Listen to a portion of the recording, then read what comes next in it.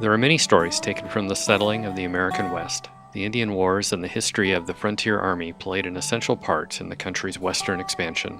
The Wyoming Territory, traversed by the Mormon, California, and Oregon trails, as well as the Overland Stage Route and the Pony Express Route, would provide the setting for many Native American conflicts. 4 forts from this time period, Fort Bridger, Fort Fetterman, Fort Fred Steele, and Fort Phil Kearny, are now Wyoming State Historic Sites. Interpretations at these sites provide an outlook of the roles these forts played in the Indian Wars, from both the immigrant and Native American perspective.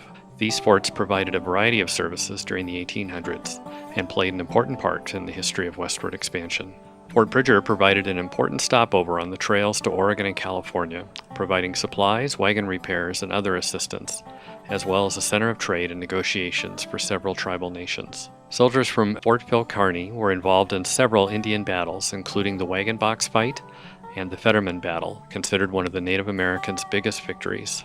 Expeditions initiated out of Fort Fetterman were involved in several famous battles, including the Battle of Powder River in Montana, the Battle of Rosebud, and the Dull Knife Fight.